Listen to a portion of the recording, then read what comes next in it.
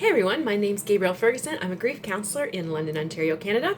And very recently, I had someone who is also in a helping profession ask me about my self-care regime because she was borderlining on compassion fatigue, total burnout. So as we were talking, I thought, I'm gonna share this with all y'all because who knows, but maybe you could use a tip or two about self-care yourself. Okay, when people talk about self-care, they often talk about bubble baths and a glass of wine, which might be lovely, but it's not quite self-care. Okay, you got to think of it like this. If you are a container for other people's stuff, their emotional stuff, you got to watch three things. What's coming in, the strength and capacity of that container itself, and if whether or not you're emptying it appropriately. Okay, so for me, when it comes to stuff coming in, because I listen to stories of loss and trauma all day long for a living, I really need to put a cap on that at the end of my work day. So in the evenings, it's all about beauty and joy and laughter and love. And so if somebody texts me at like bedtime, after 10 o'clock, I'm like, can we chat?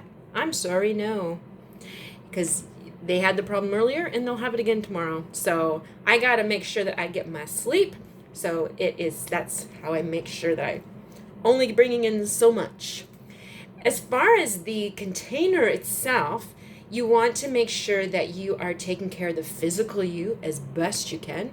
So adequate nutrition, trying to get out into the trees as you can, sunlight, yes, and limiting things like alcohol and time on the phone. Total hypocrite when I say that one. Yeah, on the phone. And then when it comes to the out, are you pouring out the stuff appropriately? I see a therapist on a regular basis myself, and whenever I'm getting to a place where something is bothering me that I've heard, then I go and I talk to my supervisor about it. So you might think, well, that's in a professional capacity. Well, no, all of these things are also appropriate in a personal capacity too. You can only help so many people. We all need to be taking care of our mental state and physical state. Did you know that physical exercise is better for your brain than mental exercise? Oh, you can quote me on that one. And we all need safe places to put stuff that's overwhelming us. Yeah. Now, one last tipperoo before I go. So if you're talking to someone and they're telling you their story and it's starting to creep in and overwhelm you a little bit, that means that you are really in your head and in your emotions, which is that's lovely. It means you're connecting, but it can be a bit too much. So what you need to do is get back into the body. So maybe you or maybe not have heard of grounding.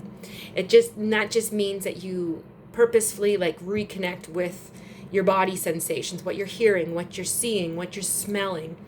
And a simple way of doing that is you're still listening intently, you're still caring, but you're going to take about 30% maybe of your focus and redirect it to noticing your breath, the rising and falling of the lungs, the air going in and out of the nostrils, and it just gives a little bit of enough of a shift.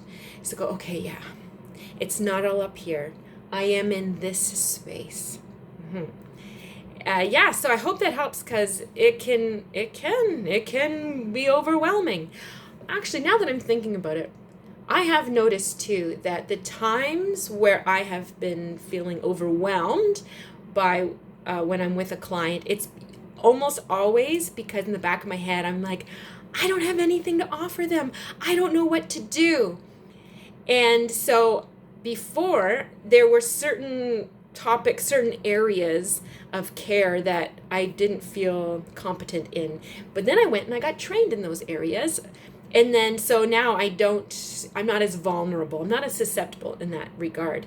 So if you find that whenever someone talks about XYZ, it starts to overwhelm you, then maybe it'd be worth taking a class or a workshop or a course. It doesn't have to be that you're a professional either. There's lots of 1 hour workshops and stuff online that might help you feel like you've got the tools in your toolbox you need to help the person in front of you. Life is hard. Be gentle with yourself. Have a great day. Bye.